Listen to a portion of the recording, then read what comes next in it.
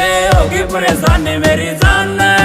पूरे शहर के मैं पित्तल के ना जागे यार तब को ना तब कर घट के